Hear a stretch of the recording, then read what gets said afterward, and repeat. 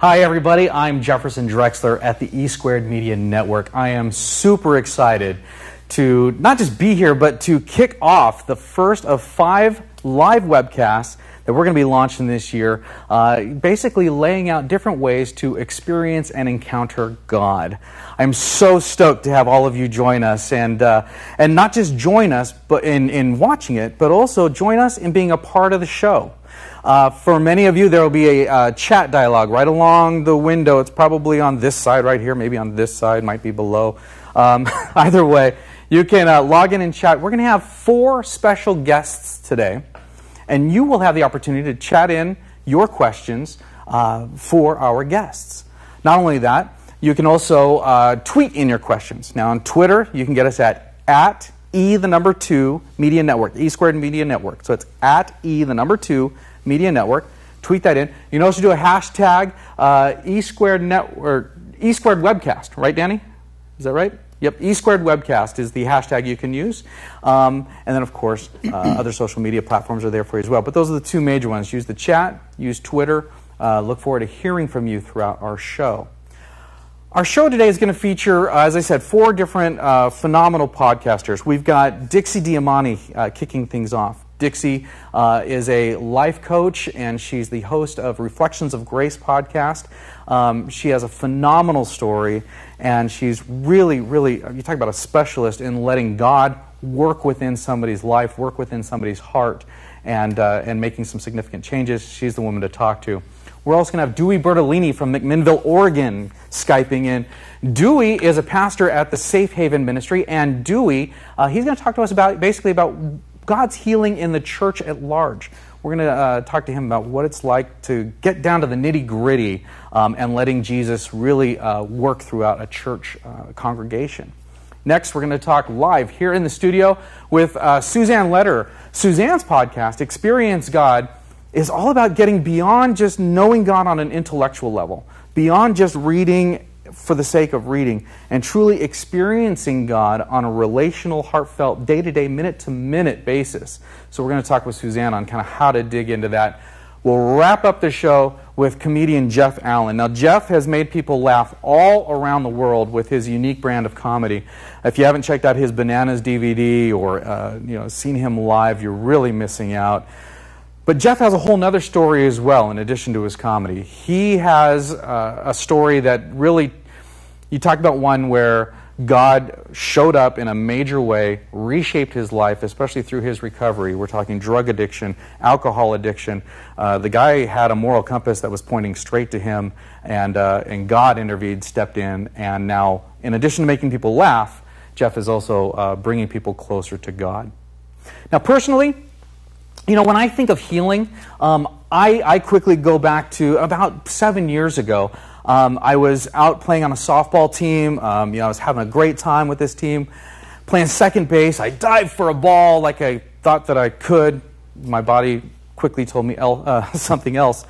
Dived for a ball, and I kind of landed on my elbow, caught the ball, and hurt my shoulder. Now, x-rays later would show that I tore the labrum in my shoulder and probably dislocated it slightly. But I was so into wanting to play on the softball team and just have fun that I ignored it. I said, well, just, it'll get better. If I just kind of stretch it out, work it out a little bit, I'll be fine. The following week, I went out and I played again, and I could, move my shoulder a little bit. It was just my catching arm, so as long as I could field the ball and throw fine, then I'd be great. I was playing second base. It wasn't that far of a throw. I should be fine. As that next week progressed, it was getting harder and harder to even pull a gallon of milk out of the refrigerator. It was really, really killing me. By the time I got to that 3rd week of ignoring the pain, I went to go bat, and I couldn't even hold the bat with my bat arm. I'm trying to swing at the softball with like a fly swatter, basically. And it wasn't until after that 3rd week of me looking like half of a Tyrannosaurus Rex out on the baseball diamond, I realized I was really, really needing some healing. I was really needing some help. So begrudgingly, I went into the doctor, and he told me, sadly, exactly what I'd expected. I had dislocated my shoulder. I had a torn labrum. It was going to mean surgery. Worse than that, it was going to mean rehab. And it was going to be a tough journey. Had I done all that prior to trying to rough through 3 weeks of doing it on my own, could have gone a whole lot smoother. But I chose the rough road of ignoring the pain, trying to take care of myself, masking it with ibuprofen or Tylenol or whatever I could find, and landed myself in literally a world of hurt. So flash forward a few years after that, I'm out, now I've given up softball and I'm playing tennis now. Let's go to an easier sport. And I lunge forward with a backhand and boom, I hear and feel my Achilles tendon just pop. And I'm laid out on the tennis court. Well, I'm no idiot this time. Once bitten, twice shy. And I knew right away, get me to the doctor, get me surgery. I'm not trying to rough this one out on my own. The rehab went so much easier. And every process of my healing on my Achilles tendon was just light years different than what I had experienced on my shoulder. Why? Because I was humble enough to submit to the doctor, humble enough to not think that I could get myself through it. And I just said, all right, tell me what I need to do. Tell me the long process, and I will work through it. And now I can play golf now, because we're going to do a different sport that's even less impact. And more importantly, I can play with my kids and run along with them. All that to say, Matthew chapter 9 talks about Jesus being the great physician. He's the healer of our souls, and he's the one that we're going to really address in today's webcast. So again, love to have you here. I'm so excited to get this thing rolling. We're going to get going in just a second. Meanwhile, continue to chat in your questions for our guests in the chat room, or tweet them in at the @E2 E Squared Media Network, E2 Media Network, hashtag E Squared Network Webcast. That's your hashtag, E Squared Network Webcast. Hashtag. All right. First guest. Let's do it. Dixie Diamanti. Dixie, are you there? And how are you doing today? There she is. Dixie, I am so excited to have you live. We've talked over the phone, we've talked via email. It's so awesome to be able to actually have you on the show. Dixie, your podcast, Reflections of Grace, in its title alone, is very unique in that it's not here's God's grace. You're talking about reflection of grace. Not only that, you have a phenomenal story. Why don't we start out by just tell us about your podcast. What is it in general? Reflections of Grace is, my desire has always been for other people to experience the type of grace that I have experienced in my life, from years and years of generational patterns and years of bondage, finding that freedom. I tried for many years to earn His grace through my works. I got very, very busy in the church trying to work my way up in God's good graces. And it wasn't until I lost everything that I came to see Him face to face. And it came, for me, it was like reflections. I love water, and it was the reflections of His absolute, undeniable grace that no matter what I did or who I was, He loved me exactly the same as He always did. If I never did another thing for the Lord from this point forward, I know His absolute love. And so came the name Reflections of Grace, which is the name of my ministry, my life coaching business, my web page, all of it. It's pretty transcendent. Yes, yes.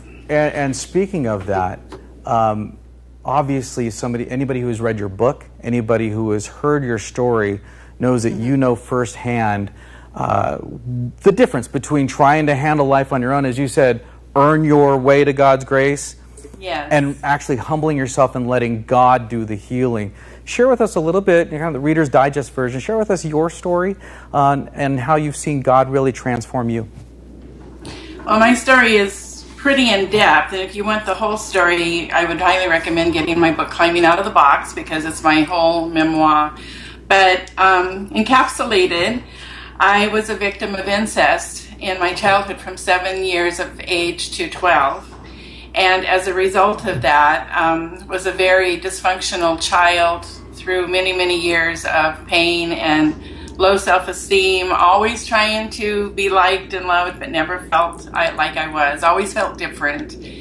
And but as is a symptom of childhood abuse, you tend to think you're the only one that ever happened to. And so because of my years of silence, I didn't tell anybody what had happened to me until I was 35 years old. And I became very, very active in the church, trying to fit myself into areas where I felt protected by people in ministry. And as a result of that, I ended up being controlled and abused within the church, and also suffered spiritual abuse as a result of my desire to have rules and regulations around me. So as a result of that, I became very legalistic. And then as my life went on, I eventually found out that because of my silence all those years and not confronting what had happened to me and exposing it, my own little girl was molested by the same family member, and which threw me into just, you can only imagine, all kinds of pain. Out of that was birthed much anger towards the enemy for the deception I had been living in for so many years, and I began to build a support group ministry for women who'd been molested as children, which went on for many years. But layer upon layer, I began to, because of my legalism and wanting to work my way to the top, I eventually lost everything. I lost my church family of 25 years. I lost my ministries. My husband divorced me because he couldn't handle all of the revelation of the incest within the family. I was at a time of my life where my kids were old enough to leave home, and we lost our home as a result of the divorce. So over a 5-year period of time, the Lord stripped everything away from me, and I was in the darkest desert ever. And it was in that place that I saw Jesus face to face. It was in that place that he came to me and showed me how accepted and loved I was. And from that point on, I began to climb out. And as a result of that, I eventually ended up in life coaching, because I really desire for people to see that the battle is in our minds. We are spirit, we have a soul, and we live in a body. It's in our soulish realm, our mind, will, and our emotions that the battles are. And it's where we carry on those generational patterns. One of our other podcasters, Jake Carty, he often says, we go through what we go through to help others get through what they're going through. Yes. And I know that you use that, maybe not that mantra, but that philosophy in your ministry. Tell me, you've mentioned several times that you're a life coach. For those who don't know, what is the difference between a life coach and what you're able to do, especially using your story? What's the difference between that and, say, any other, sit on the couch and tell a shrink your problems type of scenario? Right. A therapist is quite different because they tend to focus more on the past and work through past issues. And though sometimes we need to face the past to break generational patterns in our lives, life coaching starts from here and it helps us to move forward. And it's actually life purpose coaching, which it helps people to find their gifts and callings and what God's always called them to be, and also to realize that everything they've experienced, even the negative things where the enemy would want to destroy them, God can use even those things to bring us to the place he wants us to be in our fullness of ministry he's always called us to. And it can come at any angle in a person's life. On my web page, there are tons of stories of past clients of how they found that reality in their life. You don't have to be a victim of childhood abuse. If you feel stuck, if you're at any season of your life where you just feel like it's the end, you don't know where you're going or even know if God's got any kind of calling on your life. I've ministered to all kinds of people, and it always goes back to the way we think, breaking those generational patterns and beginning to see his life flow through us and his reflections flow within us. I mentioned with my own physical pain, those first steps to really effectively being healed was to humble myself and say, all right, doc, what do I need to do? When we're talking real life issues, I mean, goodness, your story makes my Achilles look like absolutely nothing. When you're working with somebody and you're coaching them, what are some of those first steps that somebody needs to take in order to get on that road, that path to healing? The very first step to any kind of healing, I believe, is to tell somebody that we were not made to be isolated or be an island unto ourselves, that we have to admit that we have a need or that we're broken or that we were a victim. And that's one of the hardest things to do because people tend to convince themselves they're the only one and that no one would understand where they're at. And so for me, the first step is to find a mentor, a trusted person, a life coach, somebody they can talk to and begin to move through that process of healing. And that's the very first step. In the area of childhood abuse, there's actually 10 steps that I follow, which is one of the podcast groupings that we have done of moving towards healing. And you'll find the very first step is admitting you're a victim. And from there, God can take you step by step. I have experienced the Holy Spirit moving in such a powerful way, and each unique person that comes to me, it just blows my mind every time. It's not about my skills, it's about allowing Holy Spirit to come in. And like I tell my clients that they can't take one step towards God, that He's not going to take 5 towards them. And it's not a hard process, it's a simple process. But you just have to yield yourself to it and be willing to surrender all those secrets that we hold on to. You mentioned your book earlier. I know it's available on Amazon.com as well as on your website. If somebody's watching this and they say, you know what Dixie just said resonates, I need more. How would somebody get a hold of you? And do they need to be, in the same town where you live? Do they need to meet with you face to face? How does life coaching work in regards to connecting with you? Life coaching can work from anywhere in the world, actually. I just finished with a dear lady in Guam. It's done by Skype, actually, like we're doing it. It's like they're sitting in my office. People that are local can come to my office here, but I do most of it through Skype or even by teleconference. It works just as well. Actually, some people prefer it that way, so they don't have to come. But and to find my books, you can look on my website, which is reflectionsofgracehome.com. I have 2 books. One, Climbing Out of the Box, my journey out of sexual and spiritual bondage into freedom. And the other book I have is called 50 Ways to Meet Your Lover, which is basically, it's in the form of a devotional from my own life. Every chapter is different. And I share lots of stories out of my life from there as well. They're both on my blog site, which you can find through the website. They're listed over to the side, and you can just click on there, but they're also on Amazon. And you can contact me through email, through my website, or on the podcast if you're interested in life coaching as well. Fantastic. Dixie, thank you so much for your time. Love hearing your story. Love not just the tragic part of it, but obviously how God has really worked in your life and now how you're using that experience to help others find their way to healing. Thank you so much for what you do. Appreciate your time. Thank you. Bye-bye. Amen, amen. Again, if you have any questions for Dixie, if you'd like to contact her, go to reflectionsofgracehome.com to her direct website, or of course you can catch her on the E Squared Media Network. We've got her podcast and her contact information there. We're going to take a short break. Don't go anywhere. And we're going to come right back with pastor of the Safe Haven in McMinnville, Oregon, Dewey Bertolini. We'll see you in just a bit.